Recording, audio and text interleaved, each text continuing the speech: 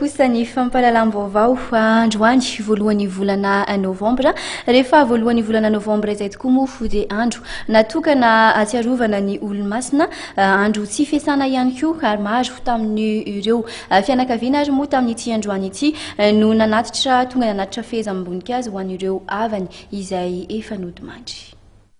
Natokana tsy hiasana ny andro voalohan'ny volana novambra mba ho fahatsiarovan'ireo olo-masina ka tahaka ny fanaon'ny fianankaviana sasany dia natokan'izy ireo anatirana fehezam-bonikazo ho an'ireo havany sy namany efa nody mandry.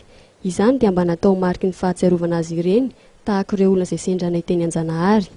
Efa fanao isan-taona ilay manatitra voninkazo satria fotoana anankiray hatsiarovana ny olona akaiky anao hoe efa nody mandry dia izay isan-taona mandeha foana rehefa 1er novambra. Zava-dehibe ny fanabeazam-boninkazo mariky ny fahatsiarovana tahaka ireto fianankaviana ireto, eo ihany koa ny fotoana mba ahafahana mikarakara ny fasan'ny havany.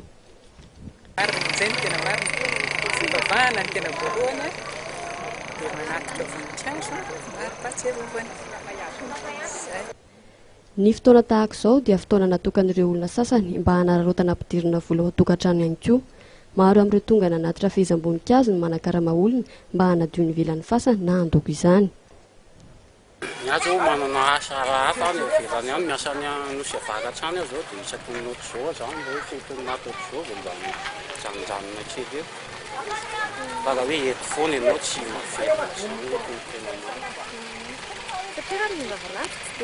tsisy olona zany mihitsy aty raha vao andavanandro zany fa anao moa fiainana koa fatoriza amin'izao rehefa fety maty amin'izao tratry talotra anao fa tsy dia misy olona ny olona zany tsy dia rotra amin'izany famangina fasana zany intsony amin'izao. Faniela be fa raha isan-taona nareo amin'izao dia resantsika izao ohatr'izao efa firy ny fasana raha isan-taona zao izay ohatr'izao zao raha tamin'ny taona zao ohatr'izao efa mba nanana 300 000 nefa izao mbola tsy vaky lova mihitsy hatramin'izao. Nahitana fiainana raha ny olona tonga nanatitra ny fehezam-bonikazo teny amin'ny fasana an-Janahary, hoy ny nambaran'ireo olona mpikarakara manadio ny fasana eny an-toerana isan-taona. Raha ho an'ny eny an-Janahary izao dia mahery ny 7 arivo eo ny fasana hita eny amin'ny toerana iny izay misy mpiambina karamain'ny commune.